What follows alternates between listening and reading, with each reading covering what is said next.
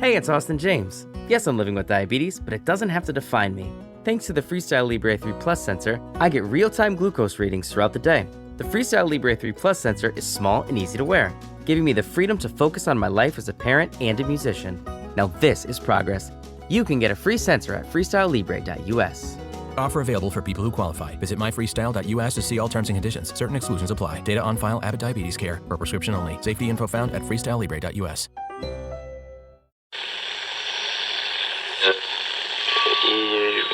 Ampire.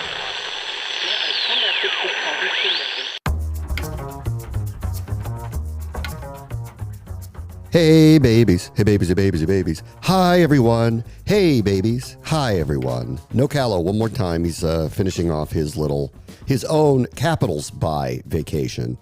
He'll be back with us tomorrow. John Keim with us tomorrow. Today, Scott Jackson, host of the official postgame show of the Commanders and host down in the Norfolk, Virginia Beach, Hampton Roads area. Actually, long time, as you guys remember him from 980 forever.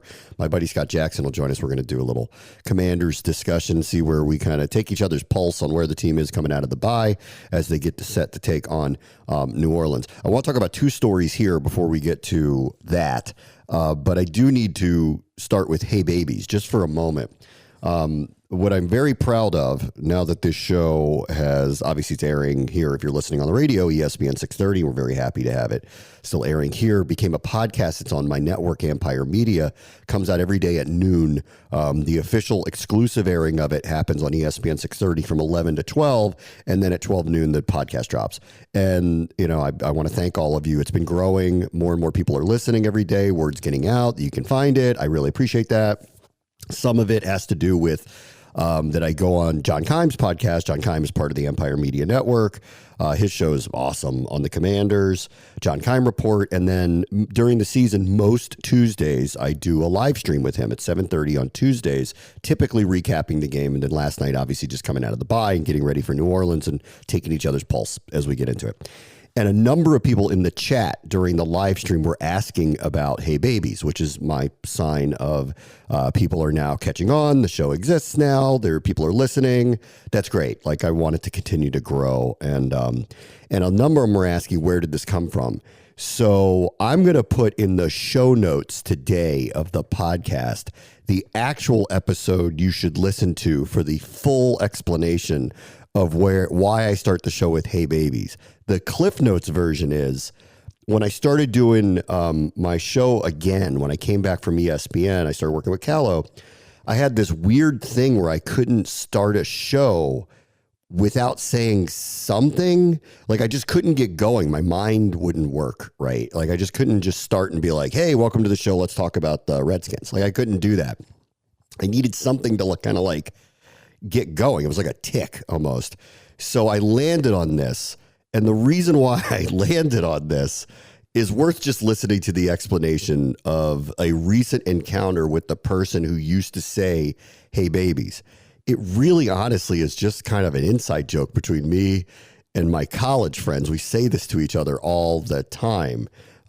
So it is definitely sophomoric and immature. But if you want to hear the real reason why I say Hey Babies at the beginning of the show, one, it's for some reason I can't start my thought process until I say something just to kind of get into it. It's weird. I don't have to do this on game broadcast, but I do for this show. And if you want to know why I ended up choosing, well, there's no real rhyme or reason other than it's been a long time inside joke between me and my college friends and this girl, Sheila, who was a girlfriend of one of my college friends, and Hey Babies. So I'll put it in the show notes. And if you're listening on the radio and you can't find the podcast, whatever, you know, it's the November 18th podcast of the Bram Weinstein Show. And that is the day where we ran into Sheila, or actually my wife ran into Sheila, and Callow made me, because periodically I have to do this, like I'm doing today, explain why do I say Hey Babies at the beginning of every show. So that's the short version of There's Your Answer. And the link to the actual episode will be in the show notes today. And there you go. And then also, Callow and the people at ESPN 630 a couple of years ago made koozies that say "Hey Babies" on it with the ESPN 630 logo. And a bunch of people were asking me last night on the live stream because I said, like, this "Hey Babies" thing isn't new. You all are just new to the podcast, which is cool. And I'm glad we're growing and all that stuff. I want to have big, wide, large audience. And I'm like, but I have some of these. So if you want some, just DM me or email me or whatever. And I'll if whatever I have left, I'll send them to you. And I got one last night. So if you want a koozie, shoot me a note and I will gladly send it to you. Anyway, there's that. All right. Stories 1 and 2 before we get to Scott Jackson today. I want to start actually with Bill Belichick for a couple of reasons. I did not believe for a second that he was actually interested in the North Carolina football job. But things have ramped up in a way where, let me just read the initial reporting and then I'll get to the yeah, but part of it, which is a reporter by the name of Ollie Connolly. And I don't know his work specifically, but he's a writer for The Guardian. He's got credentials as a reporter. So it's not just anybody. But I guess he's kind of on this. And this is what he wrote. And I have to believe that this is true. But it said a couple days, I guess yesterday, per sources, I'm told Bill Belichick's negotiations with North Carolina include a guarantee that Stephen Belichick, his son, would be named the school's head coach in waiting. UNC is open to that guarantee. I totally agree with that. And then he says, discussions are not a bid to gain leverage for NFL offers, and Bill Belichick is open to the move. And then said this update, Belichick has agreed to become the next UNC coach.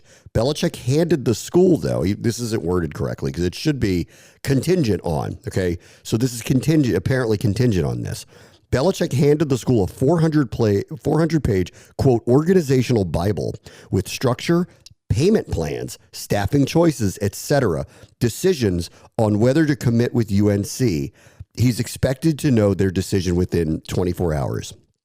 And so Belichick is open to going to North Carolina, but the school has to be willing to restructure the entire program in his vision. And I was talking about this yesterday because he went on Pat McAfee, and this was before this reporting of he's totally open to doing it. If the school is willing to conform its athletic department to become exactly whatever he envisions a quote unquote modern athletic department / football factory would be.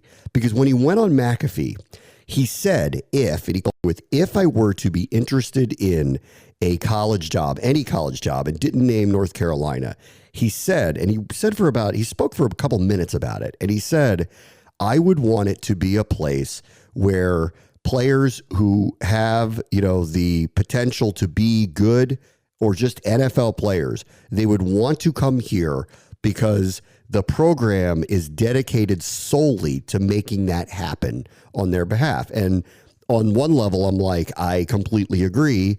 If you want to be NFL ready, who better to learn from in college than Bill Belichick and his staff? Like, I totally buy into that vision of, yes, that makes a tremendous amount of sense.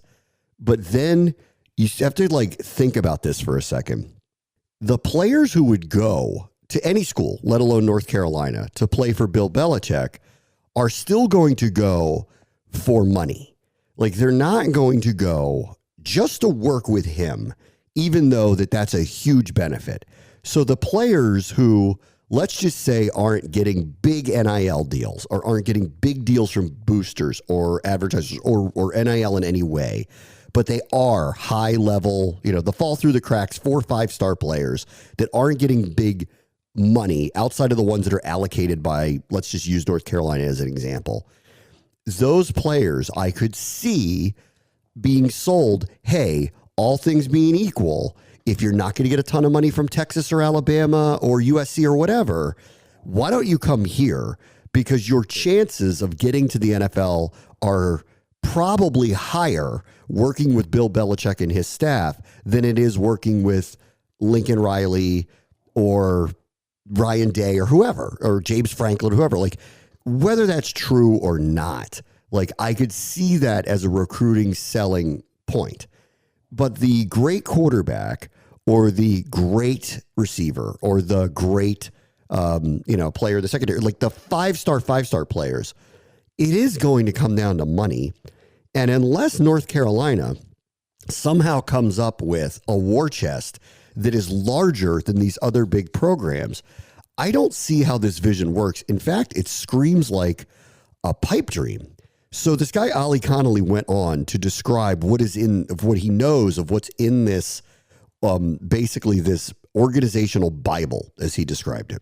And he said this: Belichick's Bible would require historic levels of investment from the school. It includes salary minimums position by position and a willingness to hire two staffs, a coaching staff run by Belichick, a recruitment staff run by a sitting college GM who would require a buyout. Belichick has a college and pro version of his updated manual and has shared it with the schools and the NFL teams, but he drafted a new one specific to UNC that touched on every aspect of the program and the school. They will need sign-off from the current AD, the chancellor, trustees, and boosters. There has already been pushback from the group of 13 trustees with input from a wider faculty. The investment would overhaul the school's approach to football. Belichick unsure if the school will meet the demands and is unwilling to negotiate. Now, on the last part, I totally hear it. This is what I want to do. I'm Bill Belichick. You'd be lucky if I was coaching your program, North Carolina. If I am going to coach your program, here are the conditions by which I would do it. You're going to make my son coach in waiting. Easy check mark for North Carolina. Whether it ends up happening or not ends up happening doesn't matter. If you really want to get Bill Belichick, you make that happen. Check, no problem. We want a college GM. Well, that used to be called the athletic director. That's actually become a new thing. Andrew Luck kind of famously just took over as that position at Stanford. Woj just left ESPN because he wanted a career shift, but he goes back to his alma mater, St. Bonaventure, and works as the quote-unquote GM. More and more and more, because of NIL and money, the athletic director is not positioned to handle that part of the job, and you need a quote unquote general manager to build teams. And especially with the portal fluidity and with all the eligibility issues that still go along with college, which a whole other conversation for another day about why do you even have eligibility? Why can't anyone just play there in perpetuity if they really wanted to? If they're going to get paid and what's the difference now? Who cares about eligibility if everybody's getting paid? It's not amateur any longer. So who cares if you're going to keep playing? Anyway, whole other conversation. A GM is necessary. So on that part of it, I'll hear out Belichick going, there's no way I'm not doing this unless my handpicked quote unquote GM is taking over. Now we start to creep into the issues of the athletic director feels threatened.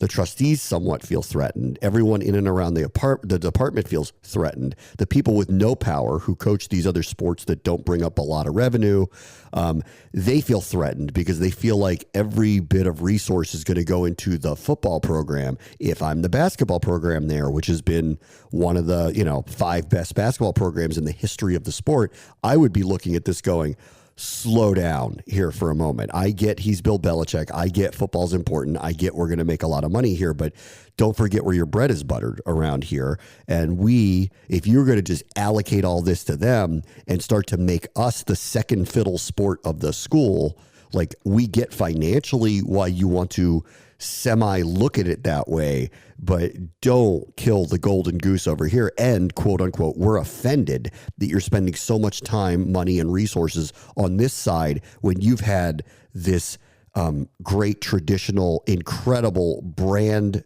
awareness out of our basketball program and historic basketball program. So all of those issues kind of circulate, and all those issues will circulate with any hiring of any coach in any way. But it's the part about the salary minimum positions by position, the willingness to hire 2 staffs to do this. This is where this is a pipe dream. If North Carolina went along with this, basically what they would be suggesting is they are a professional football program, with the exception of they don't have the NFL TV rights deals. They probably don't have the stadium capacity for this. They can't, in my opinion, afford to be the Cowboys, even though Belichick is demanding them to try to be the Cowboys of college football to do this, or any college program to do this. And too many people have too much influence to actually make this happen. All those boosters who put the money in and get the influence with the players and the coach, they would essentially either be shunned or relegated to just investors, by which, forget it, they're not going to be interested in that. The AD and support staff are by this. The basketball team is going to be threatened by this. The school has to come up with an amount of money to make this happen with no guarantee there would be success, because the reality is, like, even if they did summon up whatever this salary that he's believing is necessary for the players to come in and play, the reality is the best 5-star players are going to go to the best money options, and they can't get all of them. Like, they're not going to be able to build a super team. They can't buy a super team. And it's still going to be appealing to go to Alabama, LSU, USC, Penn State, Michigan, Ohio State, pick your favorite college programs. It's still going to Oregon. Like, they all have money too, and they'll only just secondarily, like, not only will they match this, and you can't get everybody, and it's not like you can't get Arch Manning and Quinn Ewers. Like, it's not going to work that way on the payment scale. Like, you're not going to be able to get both of them to come over. You might get one, but you're not going to get all the great. You're not going to get Shedeur Sanders and Arch Manning and Dylan Gabriel. Like, you're not going to get all of them to come over. You're not going to get all of the best. Like, the other schools have money too. So it's a pipe dream what he's talking about. Where he should be looking, if this is what he wants to do outside of the NFL, is IMG. Like, go a level below. Like, you could start an academy that maybe competes with IMG, or puts together a collegiate program that is dedicated solely to just building football players, a European model, what IMG is here in America for football and basketball. You could do that, and that exists. North Carolina isn't that. And if they actually agree to this, and I get kind of the sense maybe they won't, unless people can be convinced that you just have to have Bill Belichick for, how many years are we talking about? 2, 3, 4, maybe 5 before you have to turn it over to his son, and you have to reinvent the wheel of the college model. I don't know. Like, if Bill Belichick was 40, if Bill Belichick was Sean McVay, I might go, you know what? Like, he might do this for 20 years, and let's take a shot on it because of how much equity he has, success he has, wherewithal, know-it-all. Like, let's trust this. With a man at his age, I don't see it. And then there's the other part of it, which I find really interesting. Like, okay, so he's putting together this Bible and he's sending it to everybody. And the NFL teams are clearly pushing back. So here is, I don't care what you think about him, inarguably one of the greatest coaches, if not the greatest football coach of all time. And don't at me with, it's all Tom Brady. It's not. There's no way it's one player that was the success story of this particular coach. Nobody wins to the level that he won without being a really good coach to go along with it. Do I think Brady's a humongous part of it? Yes. If you had to ask me which one was it, Brady or Belichick, I would say Brady. But I do not discount the fact that this would be like saying Andy Reid's a giant winner because of Pat Mahomes now, which would ignore the fact that a lot of teams have a lot of good quarterbacks that don't win every single year. And that's what's happening in Kansas City. That's what happened in New England. And no one seems to question whether Andy Reid's a really good coach. So I know, like, Belichick is a difficult personality, and he kind of ran Brady out, and everything kind of went south after it. And that is easy to blame him for it and say that you've been unmasked as you're not the greatest coach of all time.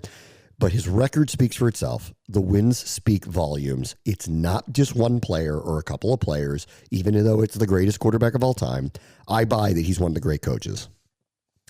He is a season or 2, maybe 3, depending where he goes and how long it would take to start winning, from breaking the all-time wins record. I cannot for the life of me understand why, because he's serious about this North Carolina thing, if they're willing to conform their program to his vision. I can't for the life of me understand why no NFL team wants him. Like, the Brady thing was weird too. When Brady left, it became obvious that his options weren't as long as you would have thought they would have been. I get it on the teams who had Joe Burrow, Josh Allen, Pat Mahomes. Like, you don't need him. You don't. But the other 25 teams that don't have those players, why wasn't the line out the door to get him? And it wasn't. And in the end, he went to Tampa by choice, but he went to Tampa because the options of people that wanted him were limited. This is happening again with Belichick. Why don't people want him? His record speaks for itself. And maybe it's somewhat this Bible thing. This Bible thing is what I think is getting in his way, because I think he has every right to tell teams, this is the way I want it to run. This is the way I want it to be. When you tell a school this, I could see them looking at this going, I would love to get him to be the head coach. I think it'd be amazing for him to be the head coach here. I would like to offer him, a lot of NIL money to be the head coach and give him a chance to actually win. I think we'll get more NIL money if he is the coach.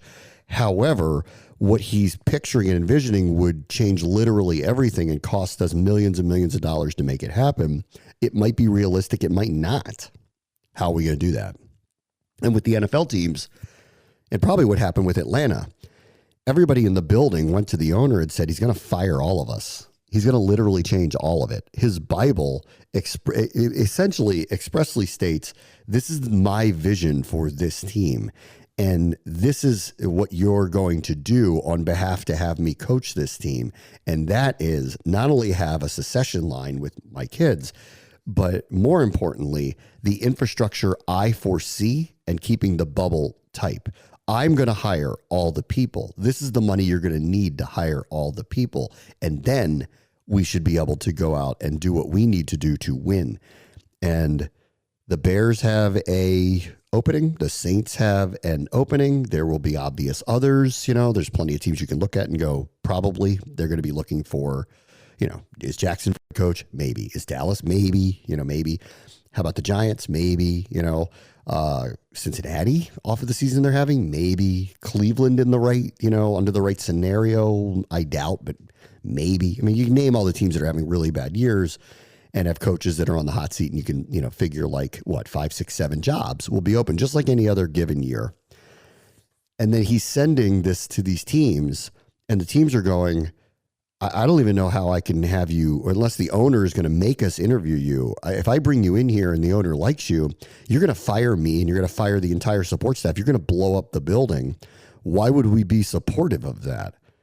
So he's placed himself in God realm, even though he might be God, telling owners who are going to have to fund his vision that they're going to have to do so and literally destroy everything in its path to make it happen. And he better be right at his age. And I think he's earned the right to do this. I don't think it's thought through about how attractive it would be. He seems to believe that he knows better than literally everybody else, and that he's going to walk in the door and tell everybody that.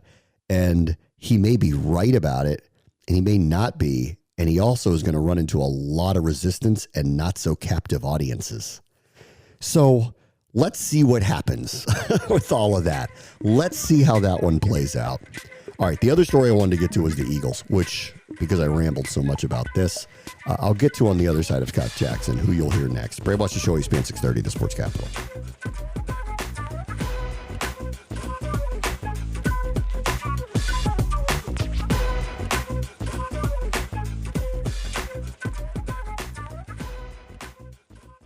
This message comes from PNC Bank, who believes some things in life should be boring, like banking, because boring is steady, pragmatic, responsible. You don't want your bank to be exciting. Exciting is for setting trends, not banks. That's why PNC Bank strives to be boring with your money, so you can be happily fulfilled with your life. PNC Bank, brilliantly boring since 1865. Brilliantly boring is a service mark of the PNC Financial Services Group, Inc. PNC Bank, National Association, member FDIC.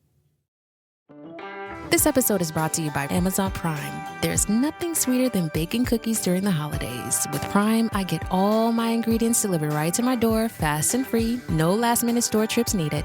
And of course, I blast my favorite holiday playlist on Amazon Music. It's the ultimate soundtrack for creating unforgettable memories. From streaming to shopping, it's on Prime. Visit Amazon.com/Prime to get more out of whatever you're into. Give sport with gifts from Nike. From the retro Vomero 5 sneaker designed with Zoom Air cushioning to fleece engineered with lightweight warmth and next-level comfort, we have the perfect gift for any athlete on your list. Shop now at your nearest Nike store.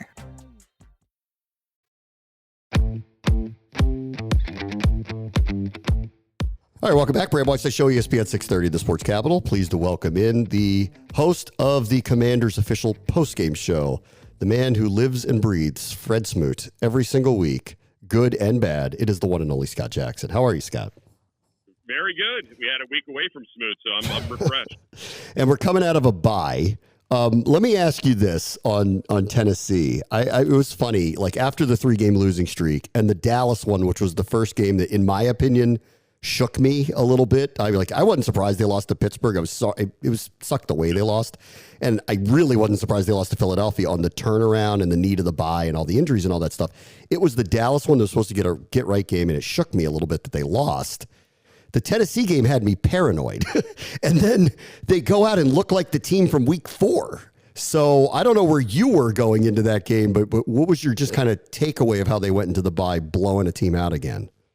Well, it felt good because I kind of was feeling like, don't mess around with this team. You got to come out because you had a 3-game losing streak going on. Don't give them life like you did the Cowboys. I mean, you think about that Tennessee game, Tennessee was begging to get blown out early, right? Make a mistake upon mistake. And Dallas was doing the exact same thing the previous week, but the Commanders could not take advantage of it. So that's what was so maddening about that loss to Dallas, because the Cowboys gave you chances in the first half to put them away and put them to bed, and they never could take advantage of it. But it was so nice to see them get a big lead on a team like the Titans, and then it changes the way you're able to play defensively, as you know, Bram. And there was really never any concern about Tony Pollard running all over you because they were so far behind. And then they really did a great job, getting work done efficiently with Jaden Daniels and Brian Robinson, and heck, Brian Robinson, he's got a 100-yard game, didn't have to play the fourth quarter. So it was perfect. The perfect type of game for what you needed going into the bye week. Did you think they had that in them again, though? Because, that's what they were doing to Arizona, Cleveland, Carolina, but that felt like eons ago after the 3-game losing streak and the Hail Mary and all these close games that they didn't blow out the Giants the second time they played them. That game ended up being close. Did you think they had that in them again? Well, I was hopeful. I wasn't sure, though. And I couldn't prove it, but I've been feeling that Jaden Daniels had not been 100% for a while, right? And I know they keep saying, no, the rib's not a problem. But you could see it. I mean, he was getting caught, at the line of scrimmage, and he wasn't as active trying to run. But we've seen over these last few weeks, slowly but surely, him getting back to that. And that game against the Titans, man, I felt like anything was possible for him physically. Which made me feel a lot better about the situation as that game went on. But early on in the game, the fact again that they were opportunistic and they were just they were going for the jugular early, which was great because they really, like I said, that previous week against Dallas, you can't let bad teams hang around and expect to win in the NFL. I think my favorite one with Jaden was the one where he was caught putting a wrap on his ribs in between series, and he said that was just to keep him warm. I think that was my favorite one that he used throughout all this. Yeah, and then then they did a story on whether or not he could play and whether at 45 degrees below or whatever it is, the demarcation point. But even in that Dallas game, I mean, he ran the ball effectively, yes. Right? He was really good. So I think it's really since the Philly game and they had that mini bye. Coming out of the mini bye, I feel like he looks back to the physical guy that we, that type of that star, runner and a threat to do that and to break plays and it can throw downfield without any limitations. But that being said, he got hurt in the Carolina game and then in the Chicago game he throws a Hail Mary. That's right. But in that game, even he ran a little bit. But, who knows? Maybe he re-aggravated it there. And, going to the Giants game was a little bit more conservative, Pittsburgh, Philly. And although I don't want to discount what Pittsburgh did, right? I think defensively they had a really good plan for him. And, they didn't have any respect for the zone reads. They just were crashing down immediately on those plays. And they have that kind of speed where they can do those kind of things. And, Philadelphia's got a very good front, too. So, but, it'll be interesting in a couple of weeks to see what appears to be, and, knock on wood, he comes out fully healthy this week, a fully healthy Jaden against the Eagles at home. it's like, it's hard to know because it's year one. Like, we keep forgetting this is year one. And so we're just getting to know these people, like you don't know how they work, how they act, what their language is, what everything means. But in Jaden and seeing the Cowboys game and really more the Titans game, where all of a sudden I was on the rookie wall, and this was like, we saw the best of it. And maybe it'll start over again next year, but we're just not going to see it again. And the fact that he's come out on the other side doing this tells me a couple things about him. Like, I knew he had the work ethic. He obviously has the talent, and clearly he's ahead of the curve, but he's also willing to play through injury. And what we found out was he had tough opponents while he was injured and played through it. And I would not call any one of the games he played bad. Like, if those are his bad games, then we're in really, really good shape with this guy. Yeah, and I think we all can agree, I don't think it's a finished product and building around him, right? They haven't built this thing out all the way yet to put the pieces around him. I mean, I think about how much of a leap, just looking at our own division, right? Jalen Hurts made early in his career once they got him an A.J. Brown on the offense, and how different that offense looked. And I think Jaden is a much more gifted passer, his rookie season and early on than Jalen Hurts was.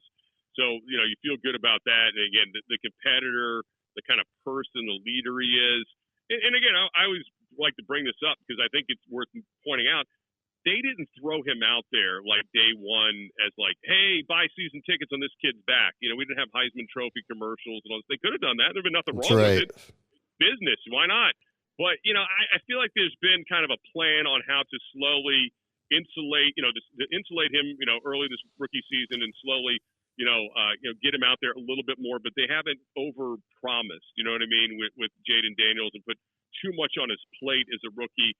Whereas, in the previous ownership, they would have done exactly that because it was a marketing company that actually had a football team. So, but these guys have handled it like adults with him, and I think that's been very helpful too. Yeah, I think the offensive line's gotten healthier too, exception of Andrew Wiley. We'll see what happens here, but they've gotten healthier too. And Brian Robinson being healthy seems to kind of be everything for them. I mean, I was citing these metrics like in the middle of the season when he missed a couple of games. Like, the run game was still, dependent on who they played. There were a couple rough ones, but like a couple times when Eckler actually had a couple really nice games, McNichols has had some nice performances. Rodriguez has had a couple nice ones too, where the running game doesn't look that far off. Obviously, it's not 200 yards a game like it is with Robinson, but it doesn't look that far off. But if you deep dive it, you'll see first down, it's 2nd and 7, not 2nd and 6. It's about 1 yard per carry across the board down. And it doesn't sound like a lot, but over the course of a game, the third and 3s they were getting, the 3rd and 2s, they're now 3rd and 5s. That's Robinson. And they're a run offense to me. I think they know this about themselves, but that's realistically, they don't have, in my opinion, enough downfield threats to be a vertical passing team ever. They have opportunities to have shots with certain guys, De'Ami Brown, Noah Brown, obviously Terry, but not consistently, and you're not going to get a defense scared of it. So they're a running team, and Robinson is a key factor, in my opinion, to that. It's not the air raid. It's the run raid. And it's physical with Robinson at a different level than when he's not on the field. I think that's what really jumps out to me, because as the game wears on, that adds up, right? Like, guys are sore. They've been trying to tackle him. He doesn't go down on first contact, and he runs through tackles.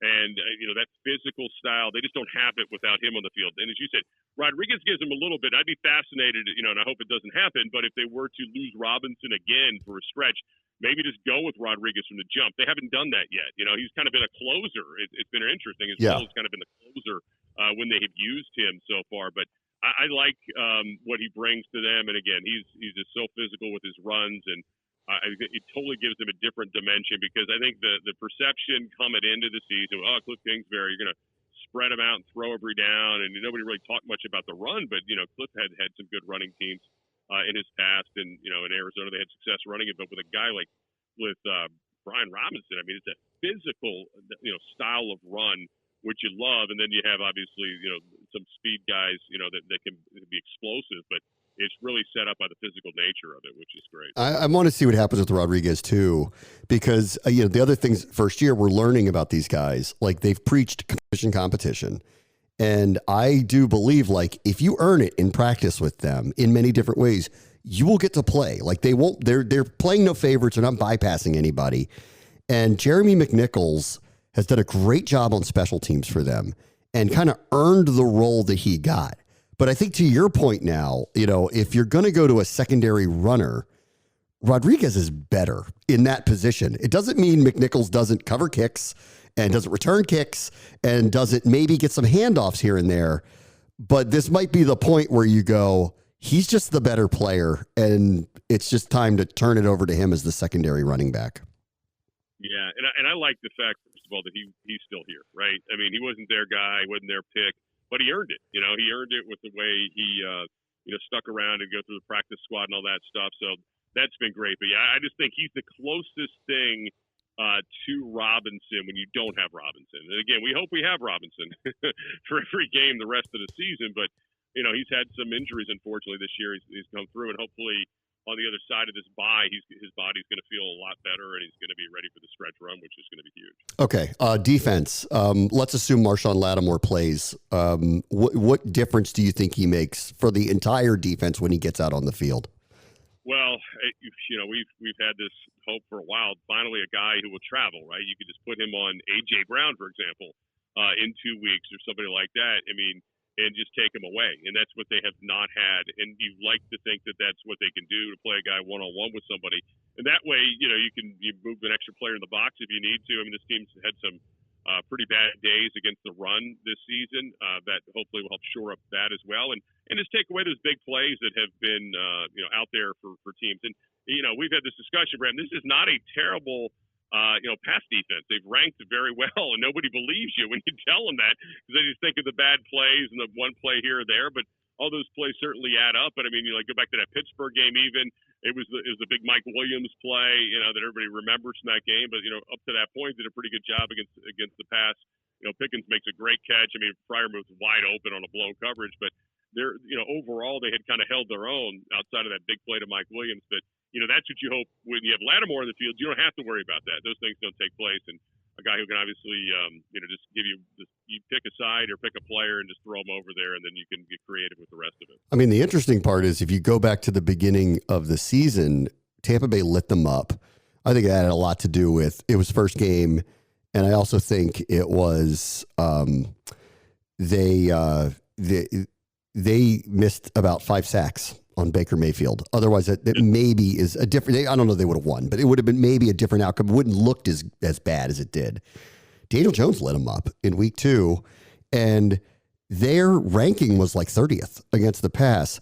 The fact that by the middle of the season they were ranked in the top 10 ought to tell you what the coaching and improvement did. And I look at them and I go, they have good players on this team, but they don't have Micah Parsons. They haven't had Marshawn Lattimore. They haven't had players like that. So now that they throw in a legitimate game-changing Pro Bowl player, which they don't have a lot of really at any position, I think it could make a major difference. And I agree with you in the run game more than anything else, because they ain't going anywhere until they start stopping people on the ground. Yeah. I mean, especially in this conference right now, right? With the way the Eagles are running it and the way the Lions run it. I mean, the 2 best teams in this conference right now crush you with the run. I mean, it's tough. And that's what's kind of been fascinating about, all the years of, oh my God, it's a passing league now and this, that, and the other. But yet the real badass teams right now really are leaning into the run. Even the Bills, have been more run heavy than they have in recent years. And the Ravens, of course, with Derrick Henry, and the Steelers have always been that way. But I mean, they're teams that are really dangerous, and the Chiefs, we've seen it with Pacheco when he's been healthy over the last several Super Bowl runs, really have become very, very physical with the run. And Packers have done a good job with Josh Jacobs, too. Probably the only team you'd say that, that right now that really doesn't have a great back situation. Aaron Jones is good, but he's not these other guys we're talking about, the Vikings. Yeah. They're the only team you're not like that right now. The other thing that I think needs to change, and I hate calling people out, but Daron Payne is a Pro Bowl caliber player. He's got to step up. They can't be relying on Sheldon Day, to be the run stopper for them. And so I think this goes to up front too. And I'm not yelling at Fowler or Armstrong. Those are guys that are pass rushers. But the people in the middle, I think that like if there is a disappointment on the defense, it's been the middle of the line where they have high assets, high salaried players, and yet they still get run on pretty effectively. Yeah, I mean, I think there was this feeling, in the fan base, it's okay, John Allen, so be it. We'll be fine without him. No, I think you're seeing it right now. Maybe he didn't make the sack. Maybe he didn't get the sack. Maybe he didn't make the tackle. But he's taking up space, and he's not getting blown off. He's eating up blocks, and allowing other people to make plays. You could certainly use a John Allen back in it, but until he gets there, you're right. I mean, these other players have to step up, and it's been wild to see the different combinations they use, right? You mentioned Day's playing time, and then, of course, last game, you don't even have Fedarian Mathis healthy, he's a healthy scratch, which is interesting. So they're looking at any possible combinations here. They're not, like you said, it doesn't matter where you were drafted, who brought you in, whatever. They're going to play who they think are the best people, contracts aside, and all that stuff. And you need these guys to start stepping up because they have to get better stopping the run. Because again, I mean, to make a run in the postseason, especially in the NFC, you're going to have to stop the run. Yeah, absolutely. I assume you agree. If they go 2-2 down the stretch, that probably gets them the playoffs, but it's not a certainty. 10 used to be a certainty. And I mean, I'll tell you what, I think, this game Thursday night actually is going to be pretty big, right? I agree. If the Rams lose, then you're like, okay, you get a little bit of breathing room. But if they win, you're like, okay, it's a little bit more pressure, right? It's a little bit more pressure packed because then they're right on it with the Seahawks. I've been feeling like the only way to be certain of it is they have to go 3-1. That's like, because 10 might not do it. 100%. 100%. Yeah. If you're 3-1, you're absolutely in. 2-2 probably can get you there, but you're going to be sweating things though. You're going to be sweating it because you're going to be tied with somebody. So it's going to come down to conference record at that point. Right, and that's why this game against Atlanta, even though they look like they're ready to tap out in a few weeks, is a big deal. Even the Eagles game's a big deal, even though you don't absolutely have to have it, but it'd be nice to get it. Big deal. This New Orleans game is a huge thing. Because all these games, as you mentioned, down the stretch are conference games. And, you don't want, and the best thing that could have happened for the Commanders is Tampa taking over that division because you can't win a tiebreaker with them anyway. So, that's a good thing. You obviously didn't play any of those teams in the North that are wild card teams. The West you didn't play either. So you're not going to worry about tiebreakers, with the head-to-heads, but it is going to come down to the conference record potentially if you're in a direct tie. So, all these games coming down the stretch are hugely important, and right now they've got a little bit of breathing room, but it's still, I think you've got to at least get to 10, and 11 would make it, a done deal. I'll say the same thing about this one I said about Tennessee, because Tennessee comes in, this is before a bye, they're a bad AFC team. You kind of have to win that if you're serious about making the playoffs. I know they're playing New Orleans on the road, and I know New Orleans has a spot of life because of their division situation. But they just lost their quarterback. They are mangled, and they have a bad record. If you're serious about making the playoffs, you go down there and win. I mean, this is a must. Like, there's no bouncing back from this if they lose. Yeah. Coming out of a bye in particular, because then, I mean, you're looking at a chance where, Philadelphia comes in here next week. You're like, another losing streak, right? If you don't win this game. So, get this one. I think you feel a little bit better. And, the good news for the Commanders, too, is, I hated it when they had to play the Steelers. Even if it was the next Sunday you played the Eagles, you hate playing the Steelers so dang physical. But then you had the Steelers, a physical game, then you got to play on a short week and travel. But at least the Eagles aren't going to have to deal with the short week like the Commanders did. But at least they'll be coming off with a Pittsburgh experience like the Commanders did. So hopefully that will turn out to be a good thing for them. But yeah, you can't goof around and lose to the Saints. Yeah, it's a big game. All right, you can always hear Scott Jackson on the official postgame show with Fred Smoot after each and every game. And if you are down in the Norfolk Tidewater area, where can people find you, Jack? Priority Auto Sports Radio 94.1, the ESPN affiliate down here. And, we have an app so you can get Priority Auto Sports Radio 94.1, 3 to 7, Monday through Friday. All right, Scott Jackson, thank you so much. I'll talk to you on Sunday. Sounds good, Bram. Thanks. Back after this, Bram Watson Show, ESPN 630, the Sports Capital. Behind the delivery trucks that keep your life stocked, thousands of employees at BP go to work every day. People bringing a new offshore production platform online. People making our refineries capable of more, like making renewable diesel from agricultural waste. people trading and shipping fuels to our customers, and people helping truckers fill up and get maintenance at our convenient locations. They're part of the more than 300,000 jobs BP supports across the country. Learn more at bp.com/investing in America. This episode is brought to you by AWS. Amazon Q Business is the new generative AI assistant from AWS. Many tasks can make business slow, like wading through mud. Help! Luckily, there's a faster, easier, less messy choice. Amazon Q can securely understand your business data to help you streamline tasks, like summarizing quarterly results or doing complex analyses in no time. Q got this. Learn what Amazon Q Business can do for you at aws.com/learn more. When you're on the go and it's time to refresh your energy, grab an ice-cold Celsius, where 0 sugar, 7 essential vitamins, and proven ingredients meet pure refreshment. Unlike traditional energy drinks, each sip of Celsius is a perfect balance of flavor and function. So whether you're hitting the gym, the office, or your next adventure, grab a Celsius at your local retailer or visit Celsius.com to learn more.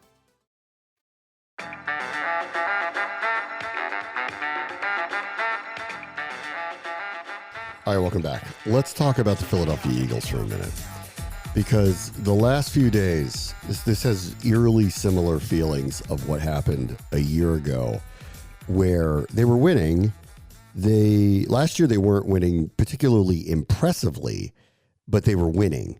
And then me and Cal are making fun of this, like AJ Brown's on the sideline complaining, even though they're up by 14 points. And their fans were starting to get real weird about the team. And it was like they knew what was about to happen, that it was going to fall off a cliff. And it did. And they went completely sideways at the end of the year. And they lost a home game to the Cardinals, who weren't going to qualify for the playoffs. And they went out of the playoffs like they were like obviously not going to be competitive in the playoffs. Like it just went sideways. Then they changed both coordinators, but they kept Nick Sirianni. And everybody was like, this is weird. And then they went and acquired Saquon Barkley, which is the clearly saving grace of what's going on right now, because it's happening again, with the exception of, all right, last week they barely beat Carolina, and Carolina nearly beat Tampa Bay and Kansas City the previous 2 weeks. They're just playing better. It's the NFL. No games are easy. And so, but it's happening again. Like, all my Eagles friends who are fans, they're all like skittish, hairless cats. They're all talking about how they just know it's going to go wrong. This is the most like least amount of confidence I've ever seen in an 11-2 team with the best running game in the NFL and a really good high-level defense with a really good high-level coordinator. Like, the hope and hype should be high that last year's behind them and they're going to turn the corner. They are either going to be the 1 or the 2 seed. Like, it's done. So they catch a break with Detroit and they win the majority of their games here down the stretch. They could be the 1 seed. They'll probably end up being the 2, but either way, they're going to have home field for the first couple of games in the playoffs. And then if they get lucky, they have home field all the way through to the Super Bowl. And yet, if you listen to what's going on, and it started with Brandon Graham the other night saying on WIP radio that Jalen Hurts and AJ Brown used to be friends, but they're not anymore. And then he backtracked and said whatever he was trying to say, 1, he shouldn't have put out in the media. True. 2, which I actually find funny, that he did it on WIP, because typically the guys do this on podcasts now. Like, they're actually very buttoned up and don't say anything to us, the media. Then they go on these podcasts and they say whatever they want and they get in trouble. And it's like they forget that that's the media too. It's the funniest thing ever. Anyway, he did that, and then he backtracked and he basically said he didn't mean it that way and it's not as big a rift, and et cetera, et cetera, et cetera.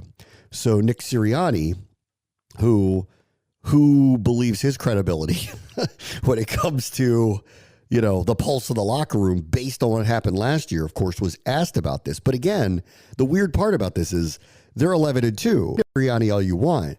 What bad head coach has a record like that? And every year has a record like that.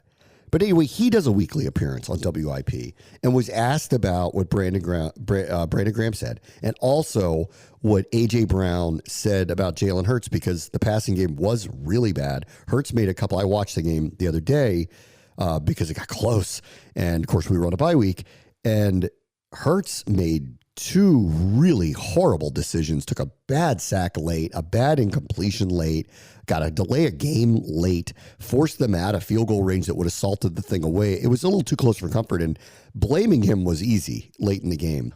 And A.J. Brown was asked after the game, what's wrong, what could the team be better? And he just said, passing.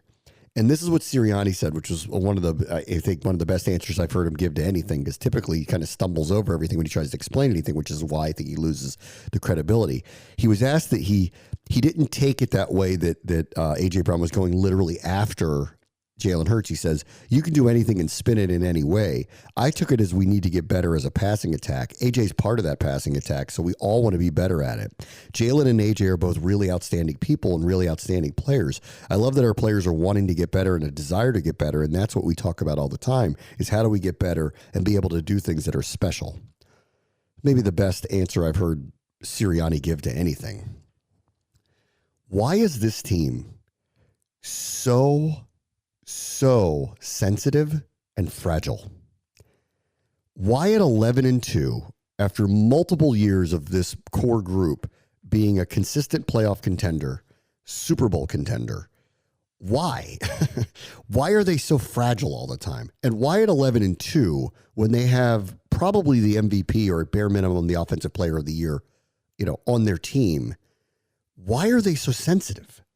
Like I hope that our team gets in the position that they've been in the near future with this new GM, head coach, ownership structure, and obviously this quarterback and the team around him. I hope we get in this position.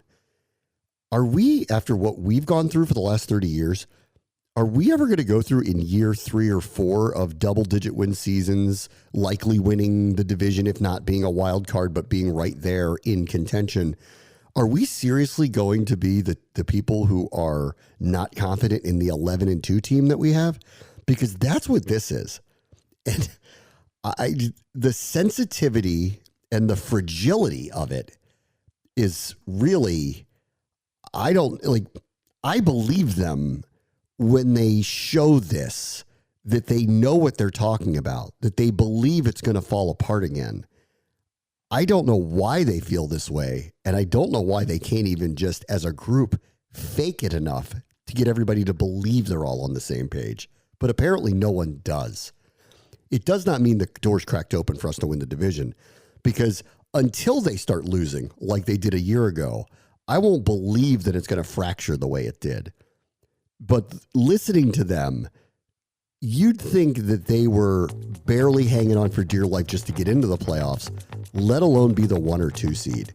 And that is a freak that I do not understand. All right, everybody, talk to you tomorrow. Bram, watch the show, ESPN 630, The Sports Capital.